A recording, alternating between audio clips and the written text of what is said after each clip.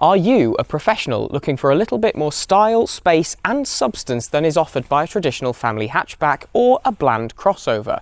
If you are, good news, because look no further than this, the Kia ProCeed shooting brake.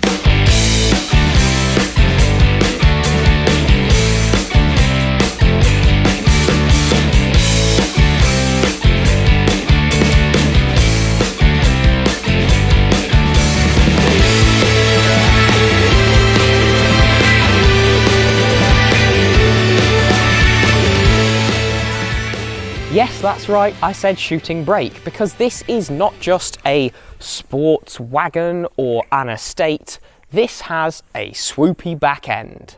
But it's not just this that brings a little bit more style to the party, so let's have a look around and see why the ProCeed brings you just a bit more substance than the standard Ceed hatchback. The first reason the ProCeed is a little bit more stylish than the standard hatchback is it is both lower and longer. That brings with it a longer front overhang, but we do still have some traditional Kia styling up here. So you'll see the standard tiger nose grille, some fantastic all LED headlamp clusters and your nice Kia script at the front to give you a little bit more of a sporty edge. You've got some deep black plastic grills at the front, and those combined with some deep recesses in the bumper as well as some nice bits of brushed chrome do mean that this car seems quite purposeful. That purposeful styling with an element of sportiness continues along the side, where you're greeted with some gorgeous 18-inch diamond cut finish alloy wheels, black plastic mirror caps, some lovely chrome along the window line, a lovely bit of brushed chrome plastic down at the bottom, as well as that black running board, which makes the car look quite sleek and sporty. And you've got tinted rear windows, a lovely bit of styling dropping away into your D-pillar, where of course you are greeted by the overhang that is traditional with a shooting brake. One of the elements I really like about this car is the strong hip line that pulls its way all the way from the front of the bonnet round to these rear light clusters, and call me crazy, but I'm seeing elements of 911 in the styling of these. The back end though is a bit of a masterclass in sporty, purposeful design, because you've got some lovely black plastic grills and sections of bodywork here. The rear bumper is low, it sticks out quite far. You've got some lovely brushed chrome exhaust surrounds. The exhausts aren't actually there at both sides, but this back end does look really, really good. And I think part of that is the dark rear glass, this triangular third level brake light up here. You've got a really classy light bar across the back of the vehicle, your large Kia script and your ProCeed name script as well. Really tasteful and purposeful back end that actually looks very nice. One of the other things that tells you this car is quite sporty is just how low the whole car is. So, hey, I'm taller than it. That's great. You've also got this black plastic spoiler over the rear glass. You've got a shark fin style antenna and a panoramic glass sunroof with tilt and slide functionality. But let's start moving towards the inside of the car, and the first thing to do there is of course check out this boot.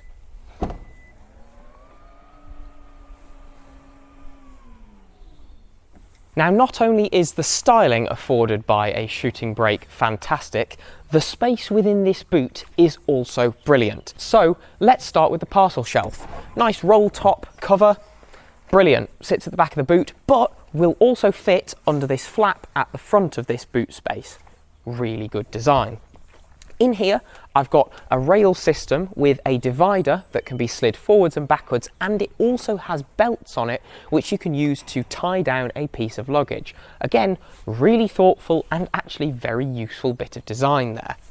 This boot floor is liftable and has storage underneath it, and the total boot capacity with the rear seats in place is 594 litres. That's pretty good. If you drop those rear seats, your boot capacity goes up to 1,545 litres, which is, quite frankly, brilliant. Back here, I've got several cubbies for under boot floor storage. I've got a couple of hooks for hanging bags on. I've got tie-down points for a cargo net all the way around the boot. And I've got levers to allow me to drop those rear seats, which fold in a 60/40 configuration and give you a completely flat boot floor when they're down. One other thing you can do is fold down the centre seat, giving you a pass-through for longer items to be stored in.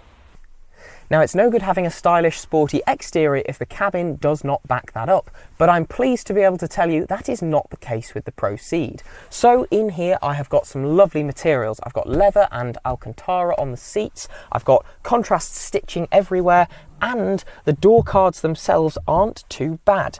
I've got some harder plastic at the top here, but some squidge by the armrest, and even lower down, the plastics are very well appointed. Now, this seat is very comfortable. I've got some good adjustability in the headrest. And what I would say is, for somebody who is 5'7.5" or 173-ish centimetres, I have plenty of space back here. The driver could be quite a lot taller than I am, and I would still have a good amount of knee room. Getting towards 6 feet tall, you would begin to struggle for both knee room and headroom because of that sporty, swoopy roofline. But for somebody who's a little bit shorter, no problem at all. When it comes to practicality and features, this spec being the GT Line S, I'm pretty spoiled. So I've got a fold-down armrest with twin cup holders in it that take a reusable 500ml bottle of water. I've got door cards that take the same bottle, although it's a little bit more tight down there. As mentioned before, this centre seat will actually fold down, which is really nice to see. In terms of other creature comforts, I've got a rear set of vents, but no climate control zone for back here. I've got a single USB Type-C charging port down here. The rear middle seat belt is one of those ones that pulls down from the centre of the seat and clips into place on both sides, but that rear centre seat is quite tight, so probably best for 2 passengers in the back of here, 3 in a pinch. The door card's great. I've got a speaker down here. I've got some lovely materials around the door pull, and because this is a high-spec model, I have got 2-stage heated seats on both of these outer rear seats, which is very appreciated at the more chilly times of the year. There is also a cargo net on the back of both of the front seats. As a rear passenger, it's pretty good back here in terms of space and visibility, because even though these seats are quite bulky, you've got a good view between them looking forwards to the road ahead. So overall then, these rear seats are great. Let's see if the front is just as good. Well, yes, of course the front seats are also brilliant. Let's face it, if Kia have spent some money in the back, they're going to have spent the money up front.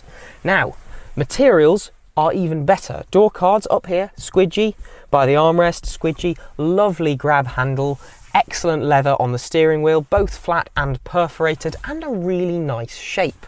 The seats have grippy Alcantara as the main material, with leather bolstering that's both perforated and flat. You've got the same contrast stitching that you have in the back, and GT Line embossed into both of those seats. The headrest is excellent, and general adjustability for the driver is also really good. So this is an electric seat with 2 memory settings, which is pretty handy. I love the design and style of the dashboard. It's a really vertical presence within the cabin and has a brilliant 10.25-inch touchscreen front and centre. That in this specification is flanked with a 12.3-inch digital driver's cluster, which is excellent. The graphics in here are fantastic. This infotainment system has some capacitive buttons beneath it, which are for the main control, but you have physical climate controls. Well done, Kia. Heating for both the driver and passenger seats, and a heated steering wheel. They get you nice and toasty very quickly. With this car being the GT Line S, that is offered as standard with a 7-speed dual clutch transmission, so you have your automatic shifter down here. If you go for a GT Line, you can also get a 6-speed manual, which, if Kia's other gearboxes are anything to go by, will be an excellent choice. You've got a large sunroof here, which is both tilt and slide. Down here in the centre, you've got 2 cup holders, which take the same 500ml reusable bottle of water as fits in the door cards, with a lot of room room to spare. And I've also got quite a deep cubby in this central armrest. And again, these materials are lovely. Leather on the armrest, gloss black plastic around the centre console, some nice brushed elements that really add a nice accent, and that continues around your infotainment system. And I love the design of the dashboard. Lovely stitched leather around the top of it, lovely integrated air vents. This whole cabin is really nicely designed and has really well specified materials placed throughout it. I've also got a good range of toys and features to play with in here. So I've got a wireless Qi charging pad down here. I've got a USB Type-C and USB Type-A port in the center console, 12-volt socket, good amount of cubby space down here, and this car, being GT Line S, is absolutely loaded with safety tech. So I've got fully adaptive cruise control, I've got lane keep assist, I've got lane monitoring systems, I've got blind spot detection, I've got speed sign recognition, and a really good integrated sat-nav system. But most people will just plug their phone in, and this offers both Apple CarPlay and Android Auto to do so. Sitting here as a driver, you do feel pretty well cocooned. You've got a lot of darker plastics and leather around you, so you do feel quite cosseted by the interior, and as a result of you sitting a little bit lower than the standard hatchback, you do feel a little bit more sporty. Let's see if that's the case when you actually drive it. The ProCeed is powered by Kia's 1.5 litre TGDI, or 4-cylinder turbocharged petrol engine, which produces at its peak power 158 brake horsepower and 253 Newton meters of torque, both of which are pretty respectable numbers, and is enough to take the ProCeed from 0 to 62 miles an hour in 8.8 seconds, which is again a pretty reasonable figure for this shape, style and size of car. In GT Line S specification, that 1.5 litre turbo petrol unit is mated to a 7-speed dual clutch transmission. This 7-speed transmission works seamlessly away in the background and does a very good job of shuffling the gears around and keeping you moving forwards at a good speed. The engine and gearbox combination certainly do work very well together. They're a good pairing, and there's certainly enough power if you're revving the engine out sufficiently. That 253 Newton meters of torque is available from 1500 RPM, so pickup isn't too sluggish either.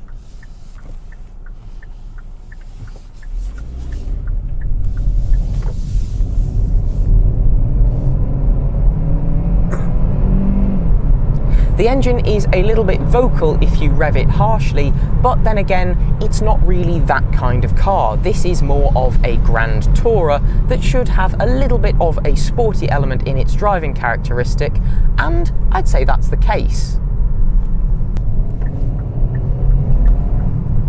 You can flick the gear stick over to the right hand side and use the paddles behind the wheel to change gears manually yourself. In terms of ride comfort, the car is brilliant. It soaks up bumps and imperfections in the road surprisingly well given the size of the alloy wheels, and the suspension is brilliantly damped so you don't have an uncomfortable ride. There's not a tremendous amount of feel from the steering at turn-in, but the steering does weight up reasonably well at higher speeds, and while you still don't get much feedback, you do at least know where the wheels are pointing. The driver assist systems in this are excellent, with both lane keeping assist and steering assist being there to help but not obtrusively so.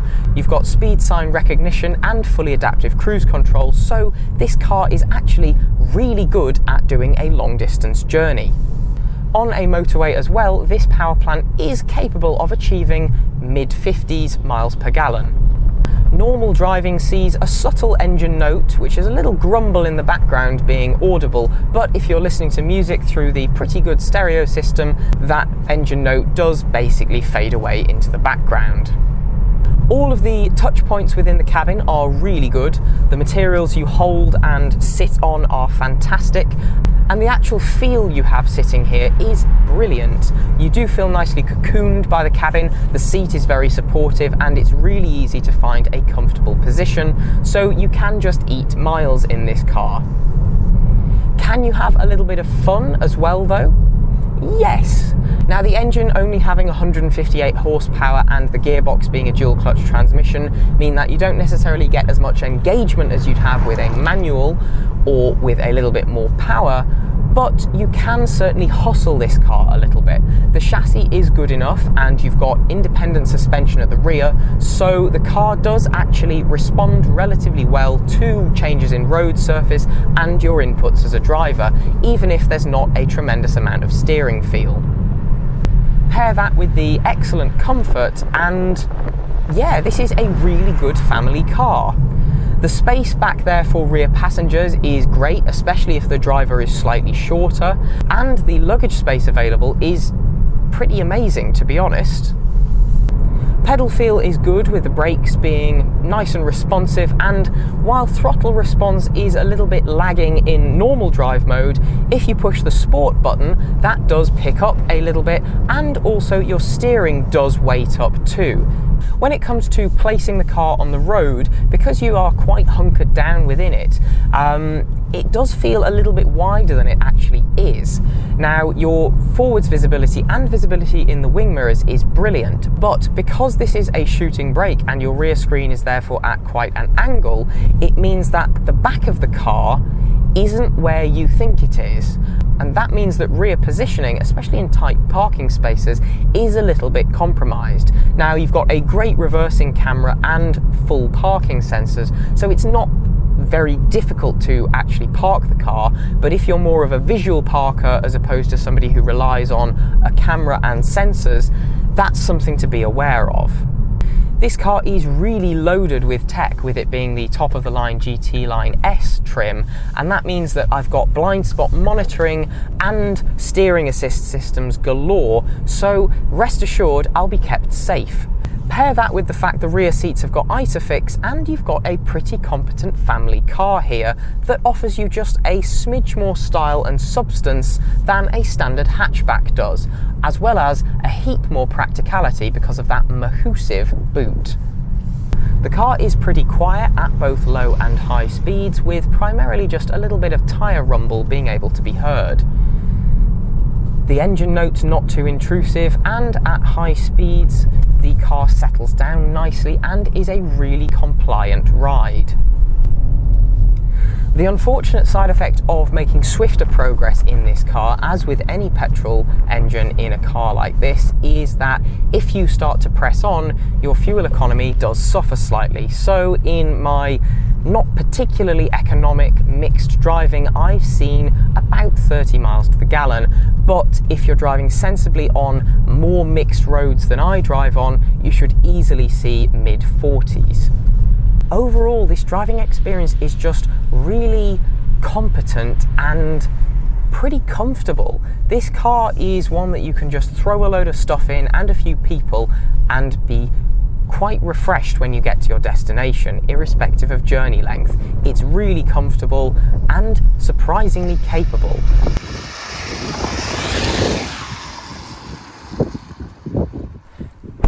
Well, yeah, it drives pretty well as well, of course. You can see why the Ceed family as a whole is so popular in Britain today. I think you can also see why this car would appeal to somebody who is young, professional, has a family, and is also pretty conscious about how far the money they're spending actually goes.